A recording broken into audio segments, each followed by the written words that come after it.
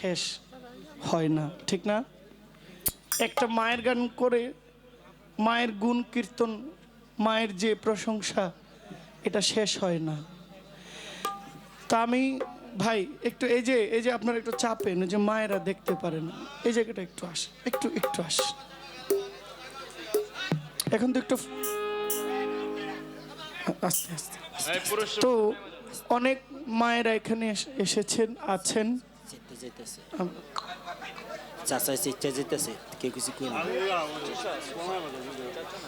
সাবেক মেম্বার মর্জিনা বেগম, মর্জিনা আপা সাবেক মেম্বার, তিনি আমাকে 500 টাকা সম্মান করেছেন আমার বোনের প্রতি এবং সকল মায়েদের প্রতি, সবার প্রতি আসসালামু আলাইকুম। এই গানটা লিখেছেন নকুল কুমার বিশ্বাস।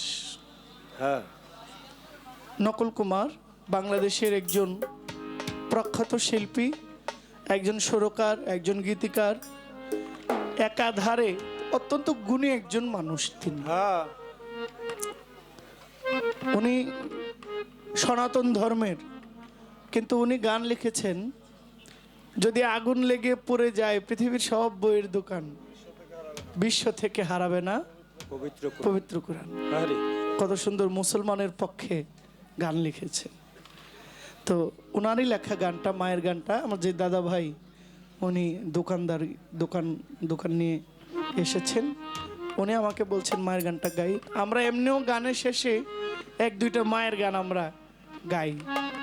আমার মাকে আমি খুব, আমার বাবা আমার মাকে আমি প্রচণ্ড রকমের আমি ভালোবাসি, সবাই ভালোবাসে সবার বাবা মাকে। আমার মায়ের এক ছেলে আমি, আমার মায়ের এক সন্তান। আমি তাদের কাছ থেকে অঢেল সম্পদ পাই নাই,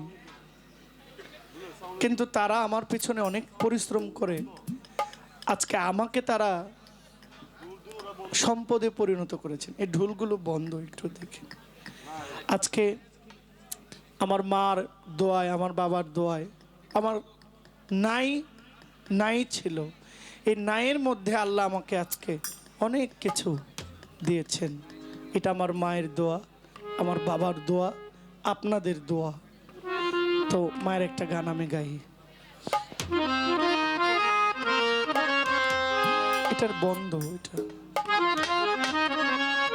নাই, বন্ধ।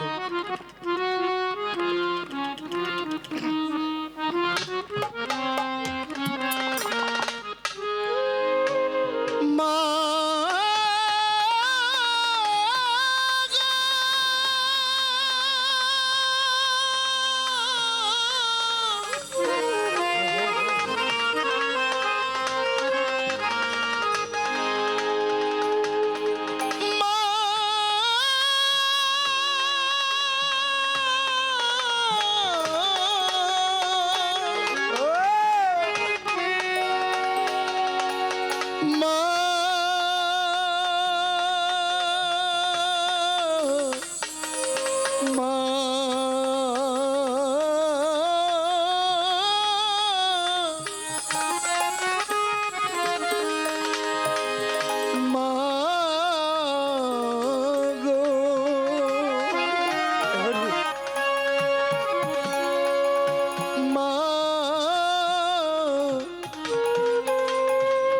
আমার মা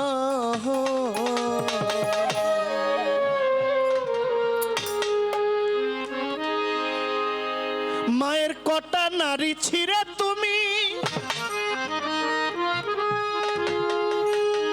তুমি দুনিয়াতে এলে।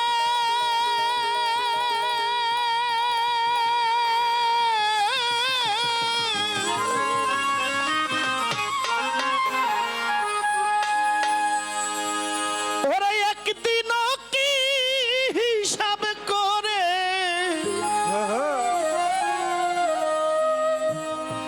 তুমি দেখেছ কি ছেলে?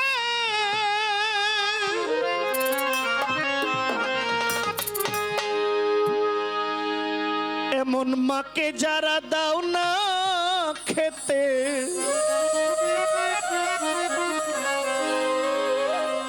এমন মাকে যারা দাও না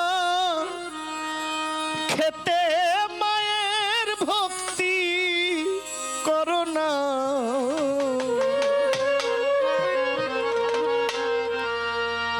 আমি বলি না, আলেমরা বলে বাবা মাকে কষ্ট দিয়ে হজ করলেও হজ হয় না, ঠিক না? আলেম সাহেবরা বলেন, গুণীজনরা বলেন যে বাবার মায়ের মনে আঘাত দিয়া তাদেরকে অভাবে রাখা সন্তান যদি হজ করে, ওই হজটাও আল্লাহ গ্রহণ করে না। তাহলে হজটাই যদি গ্রহণ না করে আল্লাহ, তাহলে বাবা মার মনে আঘাত দিয়া মাজারে মাজারে ঘুরলেও কোনো কাজ হইতে ঠিক না, যুক্তি না। কাবা গেলে কাবার হজটাও যদি না হয়, বাবা মাকে কষ্ট দিয়া কোনো পীর ফকিরের পায়রবি করলে আমার মনে হয় এইটাও হবে না। আমাদের শহরে বৃদ্ধাশ্রম আছে। আজকে দেশ যত উন্নত হচ্ছে তত বৃদ্ধাশ্রম বাড়তাছে। কেন? আমাদের এত ঘর থাকতে আমাদের বাবা মা বৃদ্ধাশ্রমে কেন থাকবে? বৃদ্ধাশ্রমে কৃষকের বাবা, কোনো রিক্সাওয়ালার বাবা, কোনো দিনমজুরের বাবা যায় না। বৃদ্ধাশ্রমে কোনো গরিব অসহায় নিম্ন মধ্যবিত্ত আয়ের বাবা মা কখনো বৃদ্ধাশ্রমে যায় না। বৃদ্ধাশ্রমে যায় অঢেল সম্পদের মালিক, যাদের কোনো কিছুর অভাব নাই। তারা মনে করে যে বৃদ্ধাশ্রমে বাবা মা থাকলে ভালো থাকবে। শেষ বয়সে আইসা আমার বাবা মা যদি আমাকে পাশে না পায়, তাদের জীবনটাই বৃথা। তাদের সমস্ত অর্জন আমি, তাদের সব কিছুর মূলে আমি। যদি তাদের শেষ বয়সে একটা ভরসার লাঠি জহির পাক, সম্পদ দিয়ে কি করবেন? সম্পদ দিয়ে বাবা মাকে খুশি করতে পারবো? আমি বাজারে যাওয়ার আগে, বাড়িতে যাওয়ার আগে আমাদের বাজার থেকে আমি মাকে বলি, মা কি খাইবা, কি আনবো? আমার মা বলে আমার জন্য 20 টাকার পান নিয়ে বা 20 টাকার সুপারি নেবা। আমার মা 40 টাকায় খুশি। আমি আমার মাকে লক্ষ টাকা দিয়া আমার মাকে আমি জিজ্ঞেস করি কি করবা? আমার মা বলে এগুলো আমার দরকার নাই, এগুলো তোমার ভবিষ্যৎ, তোমার উত্তরাধিকারী, তোমার আওলাদের। আর আমি, তুমি যে আমার ভরসার লাঠি, ওই লাঠিটাতে আমি খুশি। বাবা মায় যদি 40 টাকা 50 টাকায় খুশি থাকে, দুনিয়াতে এর চাইতে শান্তি আর কিছু হইতে পারে না।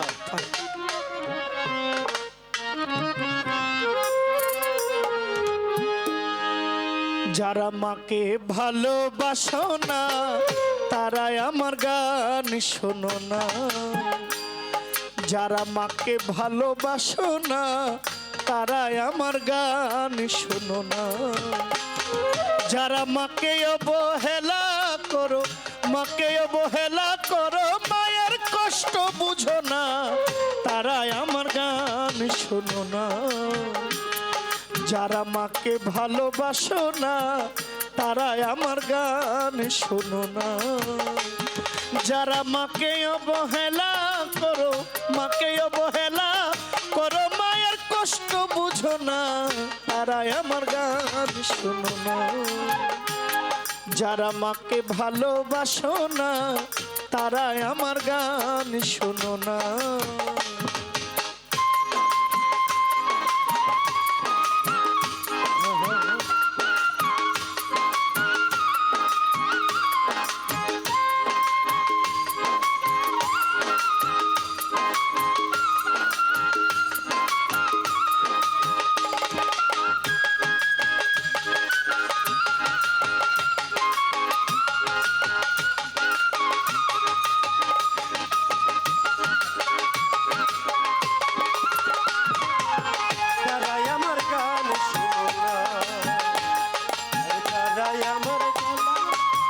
তারাই আমার গান শোনো না। এক জীবনে মায়ের দুধ খেলে যতদিন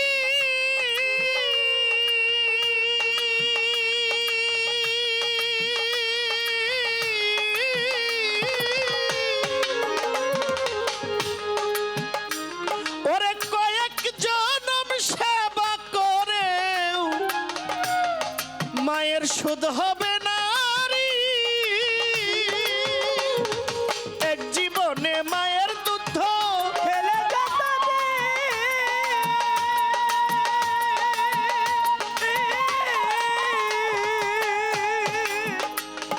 এমন কয়েকজন সেবা করে মায়ের সুদ হবে নারী, এমন জ্যান্ত মাকে রেখে যারা আপন গর্ভধারিণী, আপন মাকে রেখে করে যারা শাশুড়ি মার ভোজনা, তারাই আমার গান শোনো না। যারা মাকে ভালোবাসো না, যারা মাকে ভালোবাসো না, তারাই আমার গান শোনো না।